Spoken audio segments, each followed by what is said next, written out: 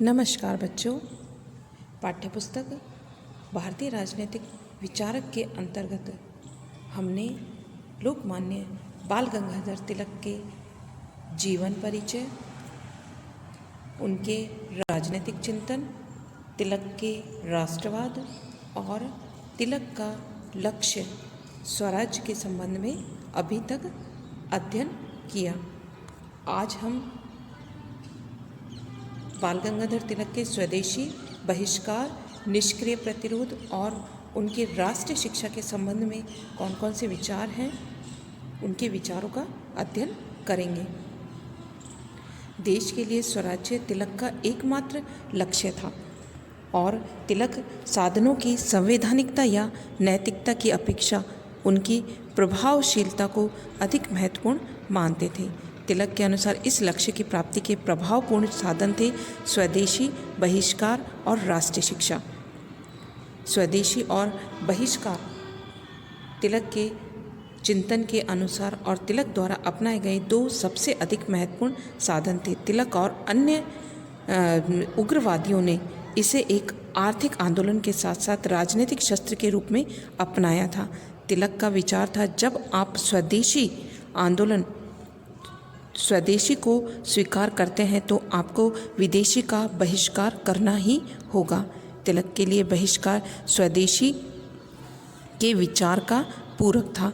तिलक वास्तव में बहिष्कार को ब्रिटिश सरकार के विरुद्ध भारतीयों के रोष की अभिव्यक्ति का प्रभावशाली माध्यम समझते थे। तिलक ने स्वदेशी और बहिष्कार का केवल नारा ही नहीं दिया, वरन स्वदेशी का प्रयोग और विदेशी के बहिष्कार का संदेश पश्चिमी भारत के प्रत्येक कस्बे और प्रत्येक गांव तक पहुंचाकर उसे एक जन आंदोलन का रूप दे दिया।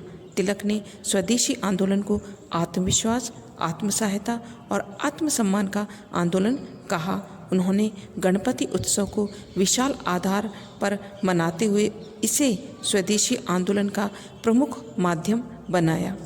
तिलक का विचार था कि शासन की नीति इस देश के उद्योगों को संरक्षण देने की होनी चाहिए, लेकिन शासन ने स्वतंत्र व्यापार की नीति अपनाकर इस देश के उद्योगों को संरक्षण देने के बजाय उन्हें कठिन प्रतियोगिता की स्थिति में डालकर पतन की ओर धकेल दिया। तिलक ने स्वदेशी और बहिष्कार को आर्थिक विकास के एक साधन के रूप में ही नहीं, वरन इसके साथ ही राजनीतिक आंदोलन के रूप में और बहुत अधिक व्यापक अर्थों में ग्रहण किया। उन्होंने स्वदेशी आंदोलन का यह अर्थ भी लिया कि सैन्य विदेशी विचारों को भी भारतीय जनमानस से लुप्त कर दिया जाए। तिलक ने भारतीयों के मन और मस्तिष्क को स्वदेशी बना देना चाहा और इस प्रकार उनमें स्वाधीनता की भावना भर देने का अथक प्रयास किया। स्वदेशी और बहिष्कार से उनका मूल उद्देश्य यह था कि ब्रिटिश सरकार के आर्थिक हितों पर बाहरी दबाव डालकर उन्हें अपनी मांगें मानने के लिए विवश कर दिया जाए। तिलक के बहिष्कार का आशय केवल विदेशी माल का बहिष्कार नहीं था, वे तो इसे ब्रिटिश शासन के बहिष्कार के रूप में अपनाना चाहते थे, जिसमें शासन की नौकरियों, उपाधियों, सार्वजनिक समारोह और अदालतों का बहिष्कार तथा लगान और अन्य कर अदा न करने की बात शामिल थी। बहिष्कार आंदोलन की शक्ति की व्याख्या करते हुए पूना के एक भाषण में तिलक ने जनता से कहा था, तुम्हें जानना चाहिए कि तुम उस शक्ति का एक महान तत्व हो जिससे भारत में प्रशासन चलाया जाता है। ब्रिटिश शासन रूपी यह शक्तिशाली यंत्र तुम्हारी सहायता के बिना नहीं चलाया जा सकता। वास्तव में तिलक ने लोगों को बहिष्कार का मार्ग और इसका राजनीतिक स्वरूप दिखलाकर स्वराज्य का मार्ग प्रशस्त किया। राष्ट्रीय शिक्षा। लोकमान्य तिलक एक महान शिक्षा शास्त्री भी थे और आगरेकर महाराष्ट्र में शिक्षा आंदोलन के प्रेरणा थे। उदारवादी भारत में प्रचलित पाश्चात्य शिक्षा व्यवस्था के लिए अंग्रेजों के प्रति कृतज्ञता अनुभव करते थे, लेकिन तिलक इस दृष्टिकोण से असहमत थे और उनका कहना था कि यह शिक्षा व्यवस्था न तो छात्रों को देश की स्थिति का सही ज्ञान कराती है, न ही इन्हें आजीविका के लिए तैयार करती है। तिलक के राष्ट्रीय शिक्षा के विचार के चार प्रमुख पक्ष हैं। शिक्षा को जन सामान्य के लिए सुलभ बनाया जाए, जिससे निर्धन व्यक्ति भी शिक्षा से वंचित ना रहे। यह सुनिश्चित किया जाए कि शिक्षा भारतीयों द्वारा और भारतीय उद्देश्यों को ध्यान में रखते हुए दी जाए। शिक्षा व्यक्ति के व्यक्तित्व के विकास तथा उसके चरित्र निर्माण का सुदृढ़ आधार बने। शिक्षा के माध्यम से युवकों को इस प्रकार से प्रशिक्षित भी किया जाए कि वे जनता को राष्ट्रीय जागृति एवं आंदोलन के लिए प्रेरित और संगठित कर सके। तिलक ने राष्ट्रीय शिक्षा का ऐसा पाठ्यक्रम प्रस्तुत किया जो व्यवहारिक था और देशवासियों के सर्वांगीण विकास में सहायक था।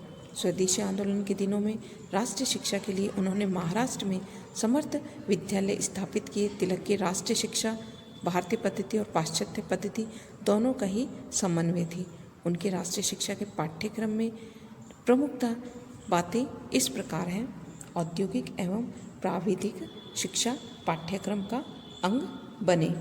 तिलक ने सदैव इस बात के लिए जोर दिया और कहा कि इससे शिक्षा जीविकोपार्जन का साधन बन सकती है। तिलक की राष्ट्रीय शिक्षा का दूसरा महत्वपूर्ण तत्व था धार्मिक शिक्षा। तिलक धार्मिक शिक्षा पर जोर देते थे। धार्मिक शिक्षा से भारतीयों में अनुशासन और अतीत के प्रति सम्मान के भाव का उदय होगा। शिक्षा का माध्यम मातृभाषा। तिलक ने मातृभाषा के माध्यम से शिक्षा प्रदान करने की आवश्यकता पर बल दिया। तिलक ने अंग्रेजी की महत्ता को स्वीकार किया, लेकिन उनका कहना यही था कि मातृभाषा को प्रधानता और अंग्रेजी को गौण स्थान दिया जाना चाहिए। एक राष्ट्रभाषा और एक लिपि का समर्थन। भाषा भेद से विभाजित देश में देश की एकता के लक्ष्य को प्राप्त करने के लिए एक राष्ट्रभाषा और एक लिपि को वे महत्वपूर्ण मानते थे। उन्होंने देवनागरी लिपि में लिखी हिंदी को राष्ट्रभाषा बनाने का सुझाव दिया। तिलक जानते थे कि क्षेत्रीय भाषाओं के समर्थक अपनी अपनी लिपि पर जोर देंगे, अतः उन्होंने देशवासियों से अपील की कि क्षेत्रीय हितों पर अंकुश रखते हुए समान लिपि की राष्ट्रीय आवश्यकता को स्वीकार कर देवनागरी को यह स्थिति प्रदान की जानी चाहिए। तिलक शिक्षा को जन जागरण का सर्वोत्तम साधन मानते थे और उनका कहना था, यदि भारत में स्वतंत्र देशों जैसी शिक्षा प्रणाली को अपना लिया जाए तो भारत में ब्रिटिश साम्राज्य की नींव हिल जाएगी। राष्ट्रीय शिक्षा के अध्यापकों के लिए उनका संदेश था कि वे प्रतिभा और समर्पण की भावना को आदर्श मानकर चलें और शिक्षा के माध्यम से भारत के प्राचीन आदर्शों को पुनर्जीवित करें। उन्होंने राजनीतिक शिक्षा के पाठ्यक्रम का एक अनिवार्य अंग माना। वे राजनीतिक शिक्षा के माध्यम से युवकों को देश की परिस्थितियों से परिचित कराकर उनमें स्वाधीनता प्राप्ति का संकल्प जगाना चाहते थे। उनकी मान्यता थी कि राष्ट्रीय शिक्षा के अंतर्गत शिक्षित युवक जन जागरण का कार्य भली भांति कर सकेंगे। तिलक ने अपने चिंतन और कार्यकलापों में जनमत और जनशक्ति को सदैव ही विशेष स्थान दिया। उनका निश्चित मत था, जनता में बड़ी शक्ति होती है और निरंकुश शासक भी जनमत से बह खाते हैं। उन्होंने केसरी में लगातार ऐसे लेख लिखे जिनमें किसानों, मजदूरों, कारीगरों, जुलाहों, भीलों, छोटे दुकानदारों आदि की सुरक्षा तथा उन्नति के लिए चिंताएं व्यक्त की गई थी तथा उन्होंने शिक्षित वर्ग को संदेश दिया कि आप अपने आप को साधारण जनता से अलग ना समझिए, झोंपड़ियों तक जाकर साधारण जनता की स्थिति में सुधार कीजिए और उन्हें संगठित कीजिए।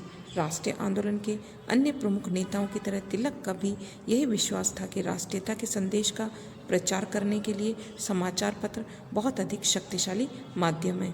उनके पत्रों केसरी और मराठा ने जन जागरण की दिशा में बहुत उल्लेखनीय कार्य किए। आज का टॉपिक यही समाप्त करते हुए धन्यवाद।